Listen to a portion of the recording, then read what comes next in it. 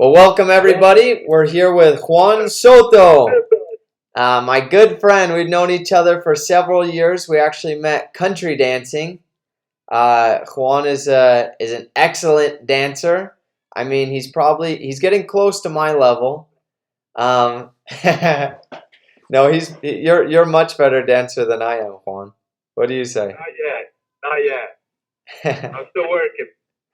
um, and Juan, kind of, from my understanding, your story is kind of similar to like Rich Dad Poor Dad, where your dad, wouldn't you agree? Your dad is kind of like the rich dad of very entrepreneurial, and you're the son. You're kind of Mike in that story of him raising you up and teaching you the values. So, with that said, yeah, thanks for joining me on the interview. Yeah, I love it. Thanks Let's for having me. Yeah, you bet. Let's get started. I want to find out more about you growing up. How did your dad, well, maybe even start before this of how your dad raised you. How did your dad um get raised? What was his upbringing? Well, he got raised in a very, very poor place. He kind of just uh, was raised in the middle of nowhere, and he just got out of there and slowly started working his way up because he wanted a better life for him and his family. Yeah. So he moved out, and what did he do to do that, to give his family a better life?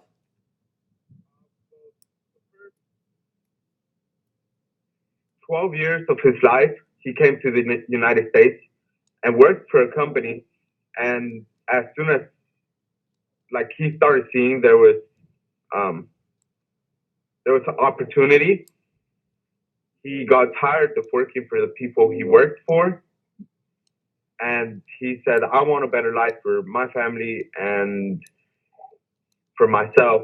So he kind of just went out and saw like Mesquite in general.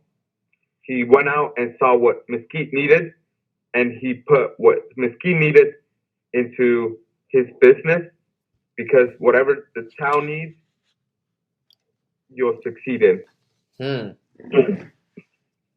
Why did he choose Mesquite? Uh, so Mesquite is a small town, and he saw that Mesquite is gonna grow like crazy. So he kind of just took Mesquite because it's just small, but it's gonna grow pretty big because it's a huge retirement place. Mm. So he knew there was prosper here, and like money kept coming in here because of all the casinos, um, everything else that comes with it. Like we're right on the border of uh, St. George, so he knew that money would be coming in. So if I'm understanding you correctly, um, he kind of chose Mesquite because it was up and coming, right? Yeah, Versus like somewhere it's already saturated. It's kind of a good business principle, right? Rather than choosing a market that's already saturated, look for something that's up and coming. exactly. Okay, cool. And when he came to Mesquite, he was looking for opportunities where the city needed it. And what did he find? Um, so if I understand your question correctly, what he did for a living at that time? Um, yeah, so maybe one, what he did for a living, but also you said he went to Mesquite and he said, "What does Mesquite need?" And then he found out what Mesquite needed, right? What was that? So he saw that there wasn't a lot of landscaping businesses out here. There's like one or two, and there's a little retirement place. It's pretty big. It's called Sun City. It's here in Mesquite. Okay. and there was about what 260 houses at the time, which was a lot of houses. And for one or two like landscaping companies, like that's what he went for because he saw there wasn't a lot of competition, there wasn't a lot of people that did that, so he kind of got into it, and so he worked a landscaping company during the day, and then he worked his own landscaping company during the afternoon time. Oh. So he slowly went growing it up. Did his company have an issue with him working for them, but also starting a competitive business against them? Beginning, for the first like 3 years, the company didn't know my dad was doing jobs because they'd fire him. So he kind of just did his own thing and didn't tell anybody about it. That's so funny. So he was starting it up, and kind of what was his growth? What was his story of like first year he went and did this, and then second, third, and fourth, and 10th? What was kind of his growth? His goal was kind of just be financially free for the rest of his life. He wants to retire by 45, I think. Like completely be money worry free, not have one worrying in your mind. And yeah, I guess that was his only goal, and to leave uh, his children a legacy to take over. That's so cool. So how did he do with that goal over the past when did he start that company? Was it 20 years ago or how long ago? Uh, he started it about 8 years and a half ago. Okay, 8.5 years ago. Yeah, so And not very long ago. yeah, how has it been over the past 8.5 years? I've been were really, really, really rough because uh, the first 5 years, it's dedicating a lot of time to like your business, growing it, and kind of losing money.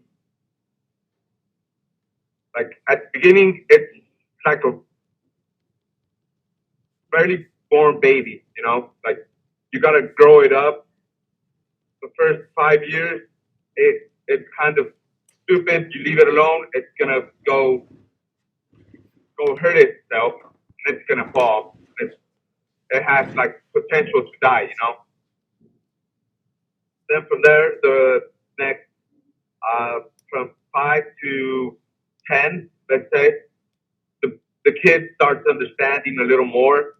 You can leave him alone a little more often, and it starts giving you back.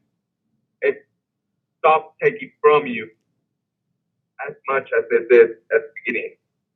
Yeah. Um, so first 5 years were rough, and then how have the past 3.5 years been? Past 3.5 years, the business is finally paying off and it's finally giving. But the first 5 years were the hardest time that we had.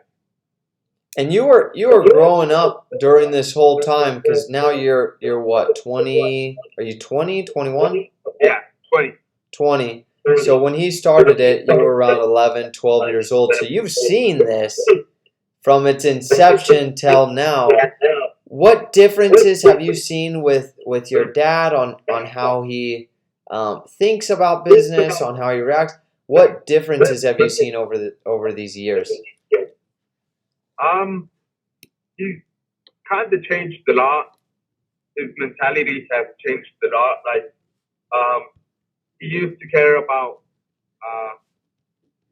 like, he loved cars. He loved them to death. He cared a lot about them. But he noticed that cars took away money, didn't produce the money, so they were a waste, a complete waste. Like he kind of let that go. Then from there, he kind of let a lot of other stuff go. So, um, for example, something that he kind of um, put to his side was vacations at the beginning. Vacations were not able to take some because we were so busy. We were trying to get somewhere in life, and he kind of just changed that. These last 3 years, we've been going on vacations like crazy. So that changed a lot. We didn't have one vacation. Yeah, So yeah, he changed that part. that's so cool. Mentally, he didn't change much. Like he was always a leader. He always read books, so that kind of never changed. Just little small things like that he noticed that were kind of assets and things that we needed and things that we wanted. Like he started kind of putting them to the side, and things that we needed kind of went priority. And now we can finally, get what we want. For sure. You talk about him being a leader. What is kind of his philosophy, and maybe if there's like a story of him being a great leader that you've seen, well, what is his philosophy there?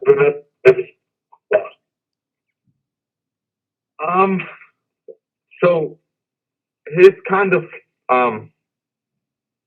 leadership, his big like quote is trust in God and he will give you whatever you want.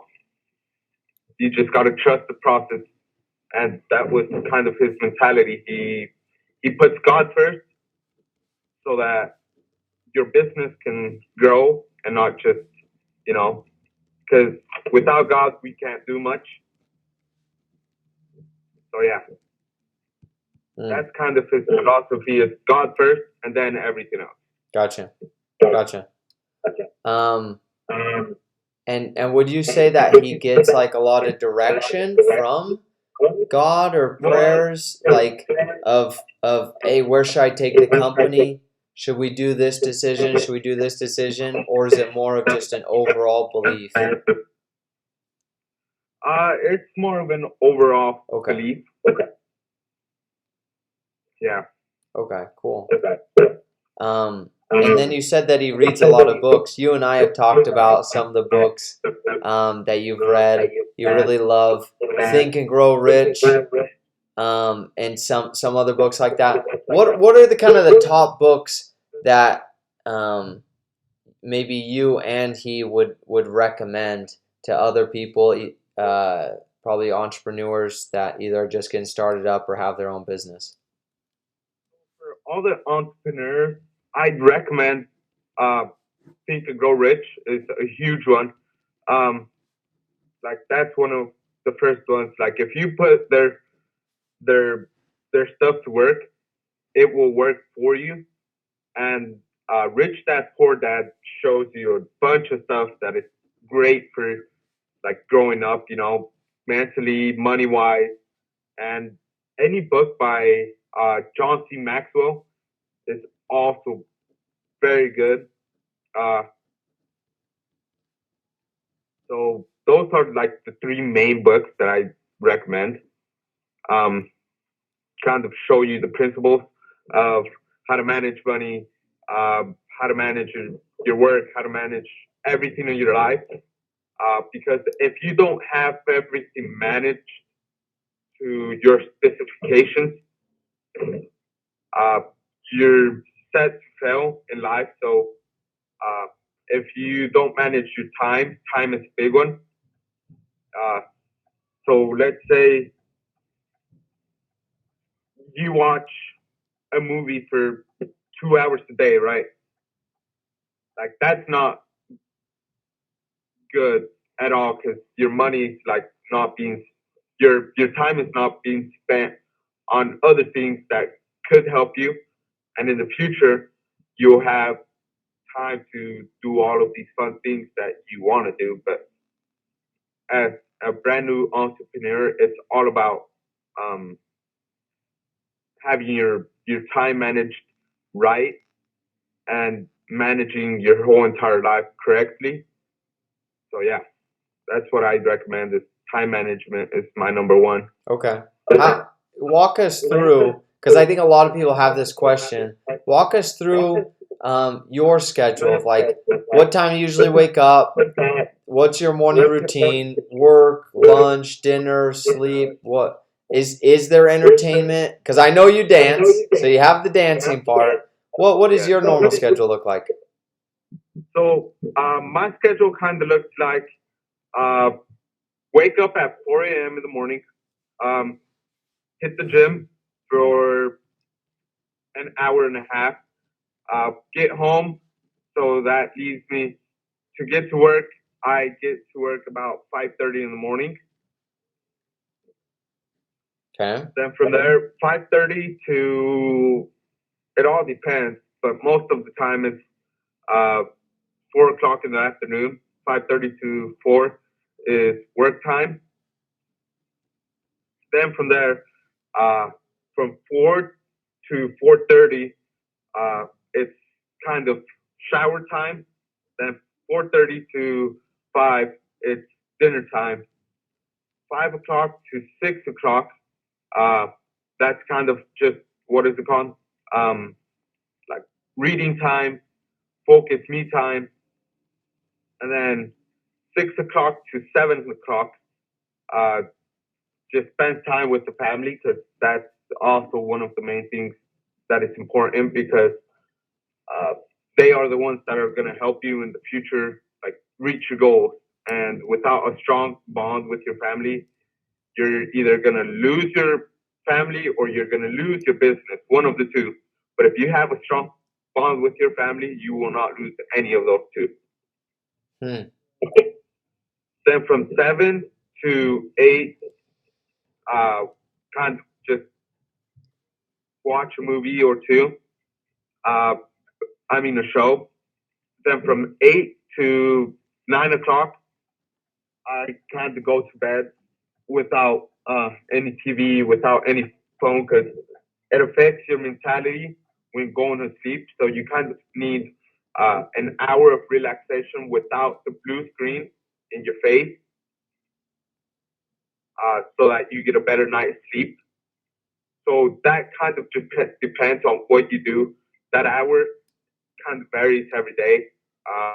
Either you're setting up the schedule for the next morning, uh, kind of managing what you're going to do the next morning, how you want to do it, and by what time you want to get finished. Then from there 9 to 4 o'clock in the morning, you sleep. I love how detailed it is, and you can just pull it from your head. It shows that you live it, right? How hard has it been to follow that schedule for you? Has that always just been a habit, like a natural habit to follow a schedule, or is that learned? Yes. So at the beginning, uh, when I was like 60 years old, I was really, really, really bad. So I'd wake up late, blah, blah, blah. Uh, and to make a habit, it takes about 21 days. And after those 21 days, that habit becomes kind of an addiction, and you just keep on going.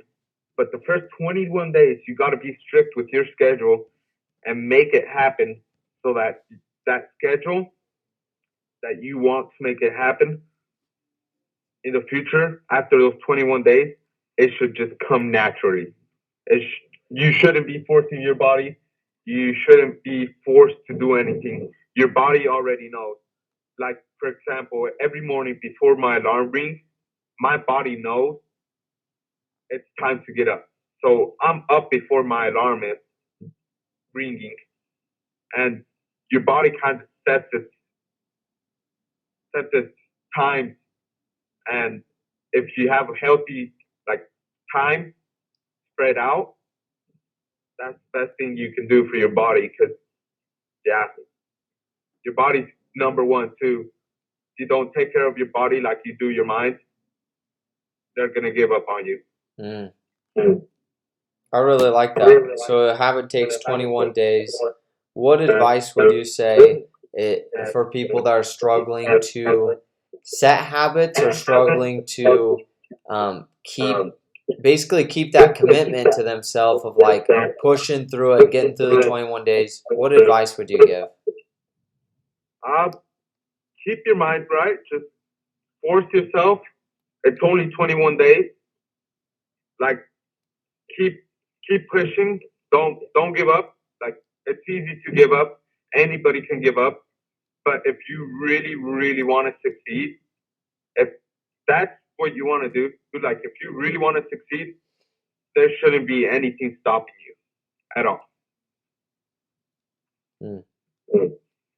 Like if you really, really want something, you're gonna get it. But if you kind of want it, you're gonna fail. I like that philosophy. I like that philosophy.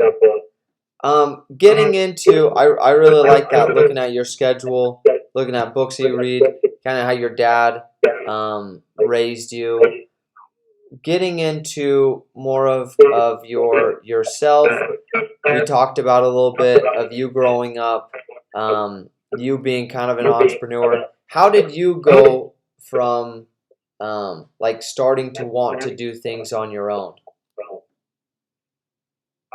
So my dad kind of put it in my mind, engraved it in my mind. So at the beginning, so that I could succeed by myself, he always told me everything I have is mine, and you will not get any of it unless you show work and you show that you want it. Because he isn't going to freehand anything to me. So that kind of motivated to do my own things. And I just pushed myself to open companies that I knew that were needed in Mesquite at the time. Yeah. So all that he kind of pushed me to do, he made new companies out of it because he pushed me out of my comfort zone. So that's kind of what pushed me, was when he told me everything I have isn't yours. So because a lot of people, maybe a dad that has money, has business, and whatever else, might be like trying to pull the son up and like, no, I want to give this to you. Please try a little bit harder.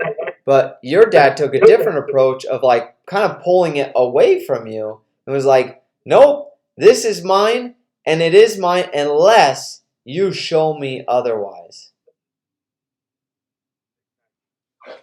Interesting. That's a really cool point. And you were going to say something else. I cut you off. Yeah, so one of the things that he kind of said that really, really like didn't hurt me, but it kind of like hit me to the heart was one day I wanted something and we could afford it. And I was like, hey, Dad, we have the money. He's all like, no, we don't. I'm rich. You're broke. Don't include my money in this. Like, yeah, so that kind of like impacted me, and I'm like, okay, I see how it is. I gotta prosper in this. For sure. So that I could have my own luxury. I can kind of say, hey, this is my money, not your money. For sure. So, but at the same time, he didn't say this is never going to be your money or these are never going to be your business. He said, if you show me, why do you think he takes that approach of saying, if you do the work and if you show me, then I'll give it to you, versus just saying you need to everything that you do is yours and everything that I do is mine. Why do you think he took that approach? Because he doesn't want to give handouts to me. So he wants me to see how the business is ran from being kind of not wanting to say this word, but I guess you could use it in this term. So kind of learn it from being the maggot to growing up to being more of a wolf. So at the beginning, you have to learn how to eat the small things, like how to take the little small things so that you can manage the big company at the end. So beginning, you have to kind of see, oh, this is how you work this machine. This is what you do with this problem. This is what you do with this. Because if you just go straight to the boss area, I guess you could say, you just go straight there, it's not going to be good at all. You're going to make the company fail. You're going to make it go down. So you got to start from the bottom and make yourself go up step by step. That's really interesting. So I feel like there's kind of two extremes. One, the parents just give everything to their kids and they don't have to work at all. And then the other one, I'm sure you've heard people say, I'm not going to give my kids anything, right? But your dad isn't on either end. He's kind of somewhere in the middle, just saying, you need to show me. Why do you think he doesn't say, I'm not going to give you anything. I'm not going to give you any money. Why didn't he do that philosophy? So usually a leader will always make it so that you succeed. So a boss and a leader are two different things. A boss will always have a stick to whip the worker, right? Boss is always bad person. But if you show that that you're a leader, they will always, the person that you're talking to is always going to listen to you, right? So going back to your question, he was being a leader, and by telling me, hey, you got to show me that you want this. You got to show me. You got to work for it, right? He didn't want to destroy me by saying none of this is yours, because that's how you destroy a kid from the beginning. So you kind of, if you're not going to give him anything, it's good to let him know, but don't let them know just, direct. You gotta take step by step. So he kind of took that step and said, hey, look, if you don't get your stuff together, you ain't having this. But if you get your stuff together, you can have it. So I guess he just took a way to make me succeed in every way possible. For sure. Has he listed out, like, here's what I'm looking for you to do? One of those things you mentioned was starting at the bottom and then working your way up in his company. What are some of those other things that he's talked about that he's looking for? So another thing he's looking for is just be a leader. So let's say, so I'm in charge right now of a whole shop. And so when you go up to, let's say, a worker, right? You go up to him and you ask him, hey, do you think you can do this for me, right?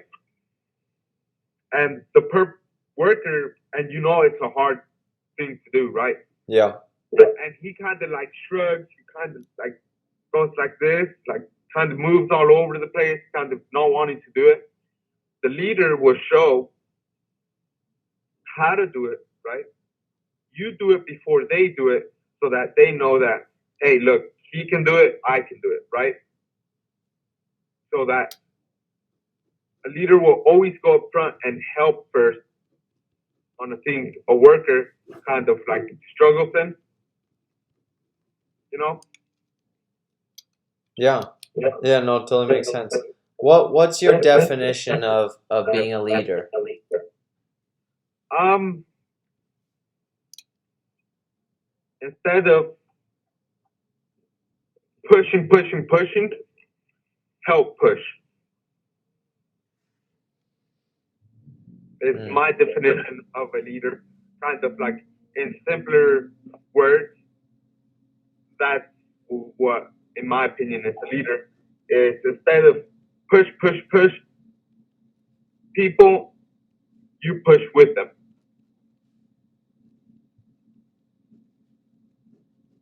yeah, that's really good.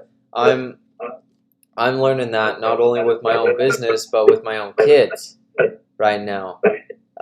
The other day, my son, he's 2 years old, and he was in bed, and I came over. And I was like, "Hey, Matthias, wake up!"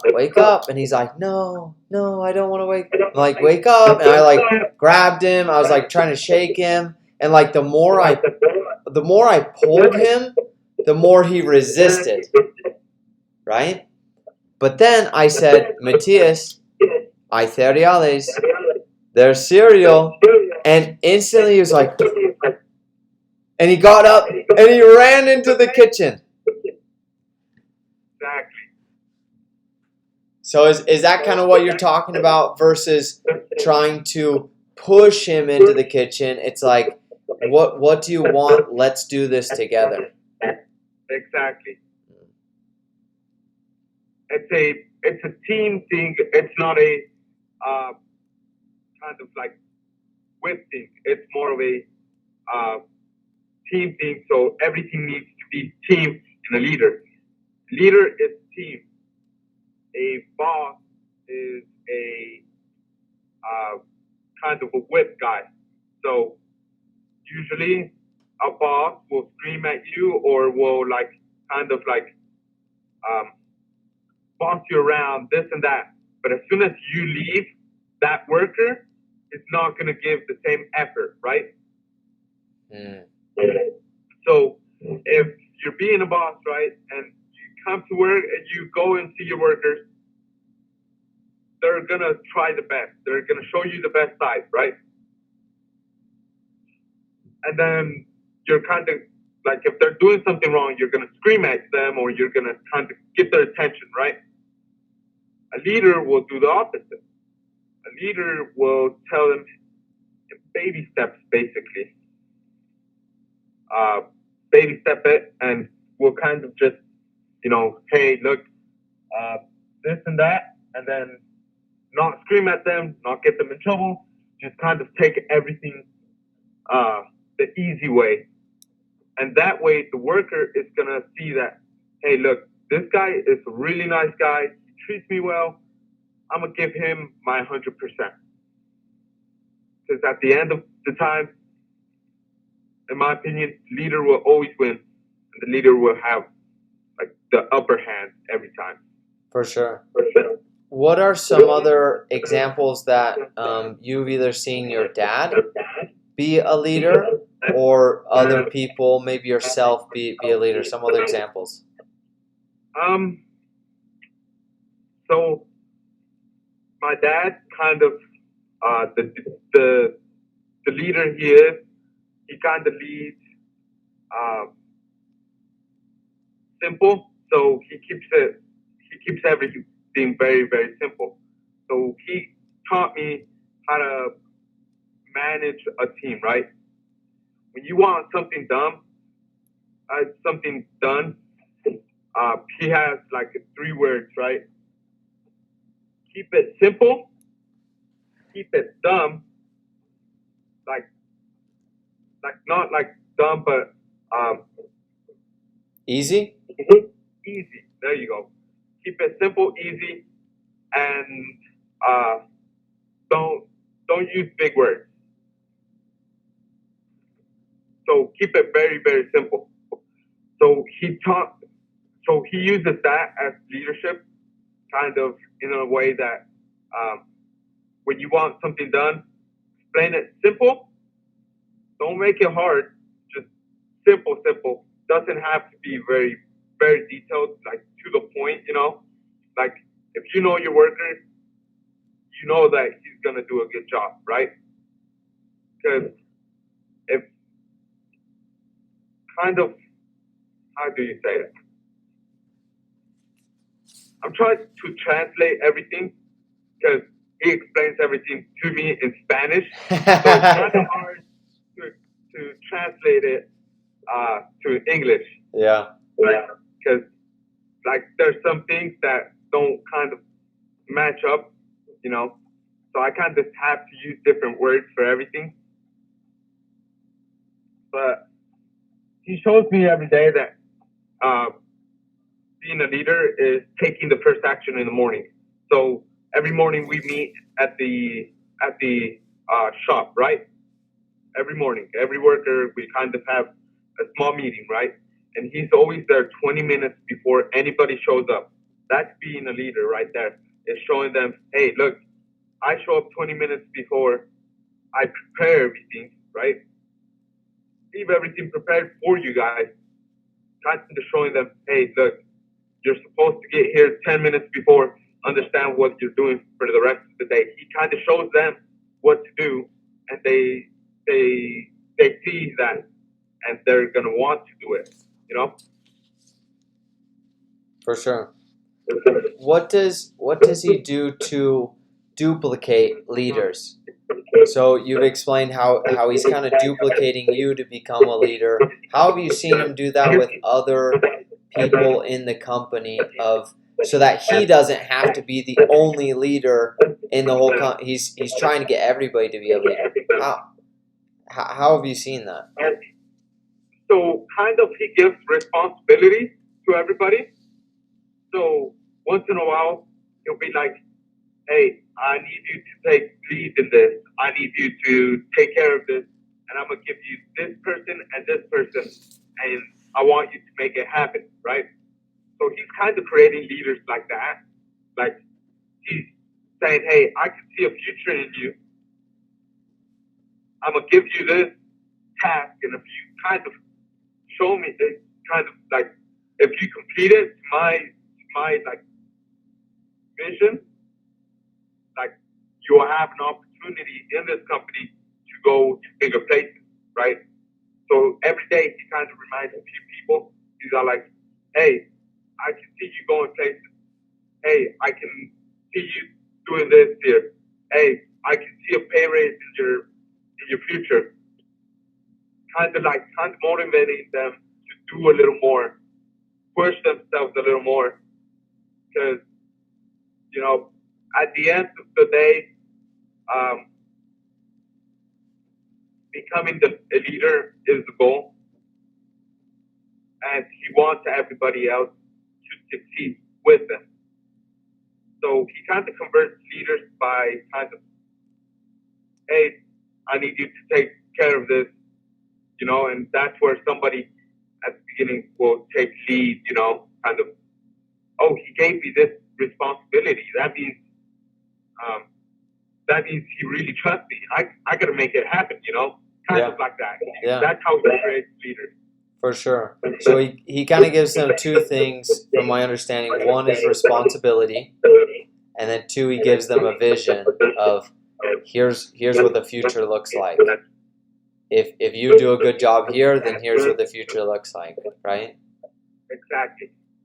And with that vision, is it short term? Is it long term? Is it like, hey, if you do good, then in 2 weeks you'll get this, or in a month you'll get this, or is it more just like in the future sometime? What is it like?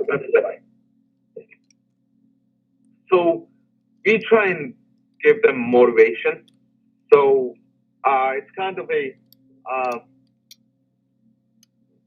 so it's both. It's a long term and a short term. So short term, every month we have like a employee of the month, right? Yeah. And we give them about like what $300 cash for them, right? That motivates everybody. Like I gotta try my best and you know kind of get the work ready, you know. So it's short term, it's that way. Long term, we give them kind of options. So in the future, we're like, hey, you could be a foreman or you could be a supervisor in the future. And in our company, those are really big positions because that's a like $7 difference. Like a foreman is like a $7 difference to everybody else. Like that's the goal of foreman, and then from there, after foreman, is supervisor. A supervisor, like that's what $18 more. So in the long term, that's what it is. For sure. So well, let me ask you this: how many people are in the company in total? Um,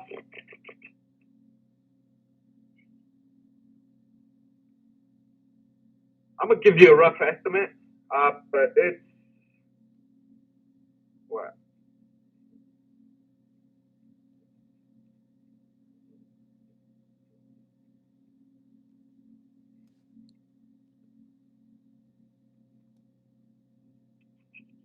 more than 80, more than 100, pretty sure. Okay. And then Over that. and then how many levels of leadership are there? We have 5 levels. 5 levels. Yeah. I think that's kind of a good lesson for like. I think you can do it with a smaller company. Let's say you just have like 3 or 4 people, but if you're not growing, then you can't say, hey, you're going to be a foreman or you have the ability to be a foreman. Let's say I'm the only foreman in my company and I have 3 other employees that are just under me. Well, I can't say, and I'm not planning on growing, I can't say, hey, I think you're going to be a foreman or you have the ability to be a foreman if my company isn't growing, right? Yeah. And so it's kind of what I'm understanding is you also need to have a growing company and a growing company in order to keep on going up in the ranks, in order to pay more money. Let's say I'm not making that much money. Let's say I'm barely making more than breaking even. Well, then I can't say, hey, I'm going to give you a $5 raise when that's going to put us in the black. Or in the red, I mean, Yeah. So, in my opinion, whatever company that is small like that, right? If the boss says, I'm not planning to grow this, I'm not planning to do this, that company is gonna fail. It's gonna fail because every entrepreneur that comes up is gonna want to keep on growing. There's no way that once you become an entrepreneur, you're gonna want to go down. You're gonna want to go up. Like whatever entrepreneur says that I don't want to grow this company anymore, right? That's not a real entrepreneur. That entrepreneur is gonna fail that company. Because if you don't want your company to grow, then you're just doing it for craps and giggles. You're not doing it to succeed. You're not doing it to make your life better. You're doing it for craps and giggles. You're setting yourself up for failure, right? yeah. A little company for that. After 5 years, they should have more than 25 workers, more than 25 workers for sure. After 5 years, because like an entrepreneur is always looking to grow. It's always looking to grow, no matter what. And to have a business, like one of the best things I recommend for starting a business and kind of, wanting to be more is know what you want to do. That's my biggest tip right there, is know what you want to do. Because if you don't know what you want to do, you're not going to do good in that aspect, right? Because do something that you like and that you know you'll do your best in, and that you're the best in, right? So always know what you want to do as a company, like what you want to do, what you want to prosper. For a company that's like 5 or 6, like you said, right? You said like manager-wise, blah blah blah. You can tell them, hey, look, I'm planning to grow this company high. I'm trying to grow this company to its max level, and I want you to come up with me, right? Imagine you tell that to 5 people, right, in your company. You're the boss. You're the leader, right? There's 6 of you total, right? And you go up to every single one of them, right, and talk to them privately. Be like, hey, I want you to grow this company with me.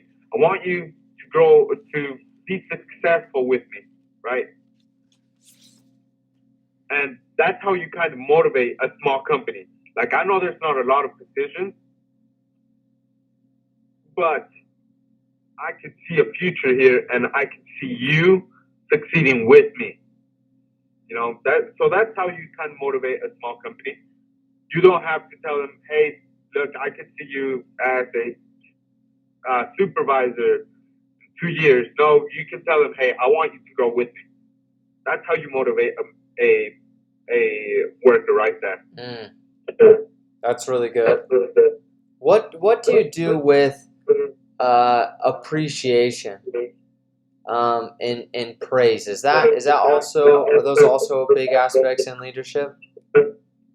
It is. Appreciation is a really, really big one, because without all of your workers, you wouldn't be anything. You alone would not accomplish anything. You alone wouldn't be anything in this life. Like, you wouldn't be nowhere without them. So appreciation is a really, really big thing in our company. We always are thankful. We give, let's say, every holiday, almost every holiday, like the 3 main ones, kind of, which is Christmas, Thanksgiving, and July 4th is our 3 main ones.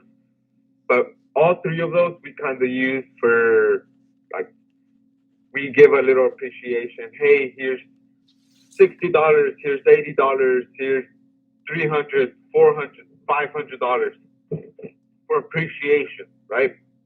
Because if you show your worker that you are appreciative for them, the worker will put in a lot more for you than he will normally.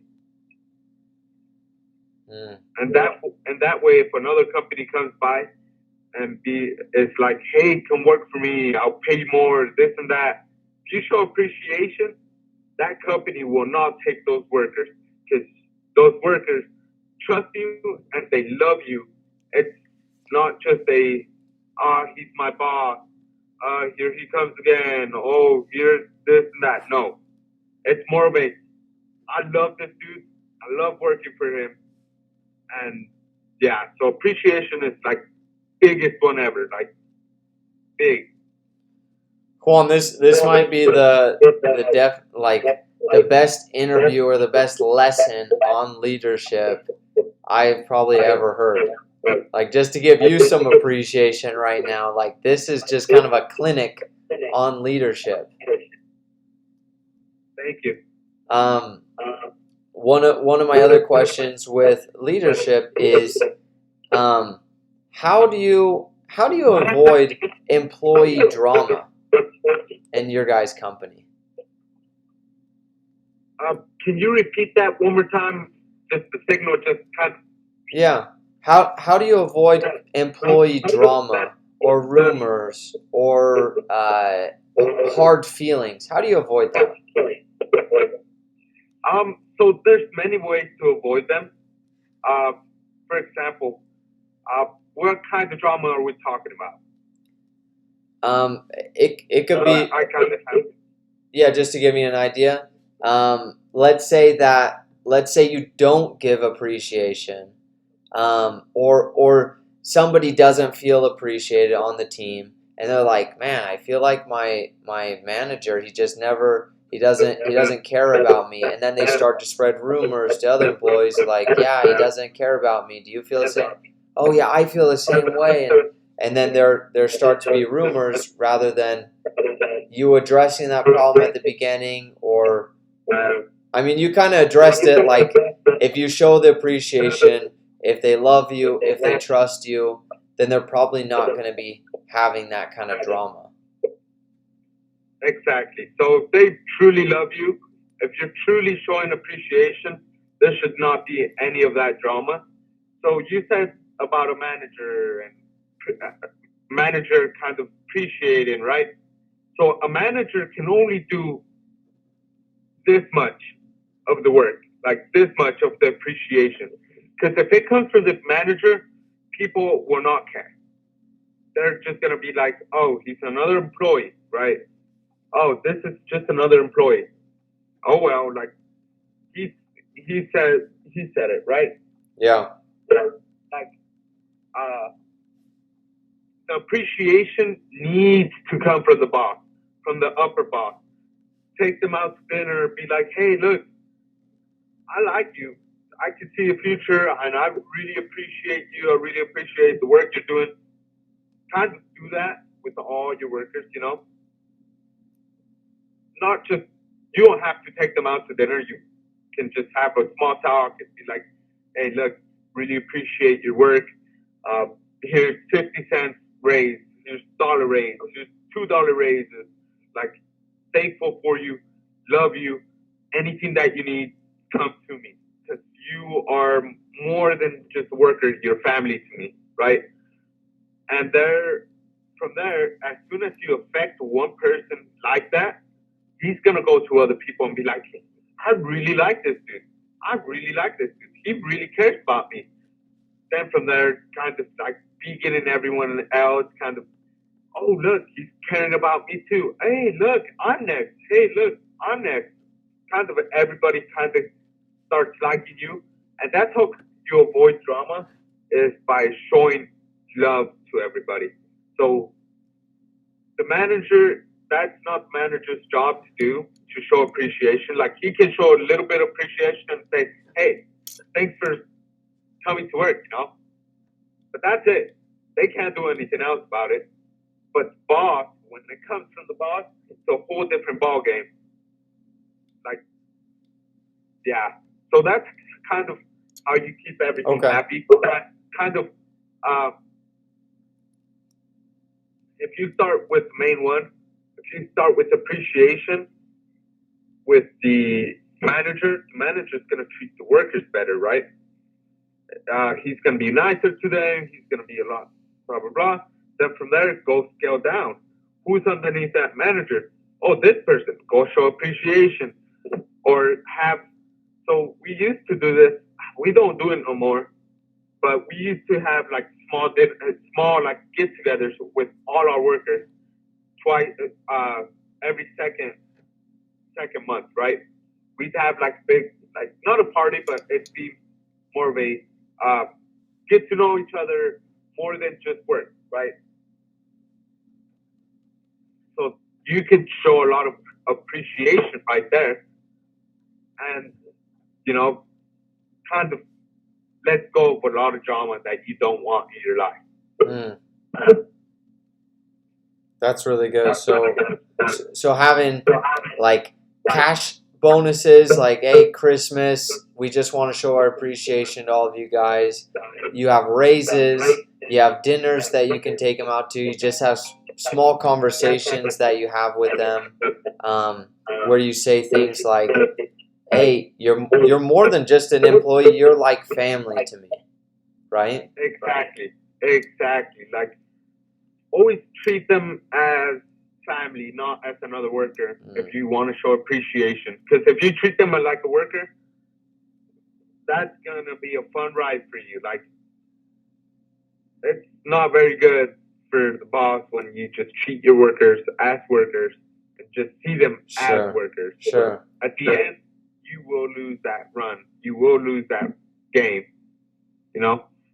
Thanks so much for joining me today, Juan. Like, I'm excited next time to talk about your company as well, your moving company, and then future plans going forward, and learn more about leadership as well. Yeah, I would love to. Thank you for having me. Okay. Hey, we'll see you later, Juan.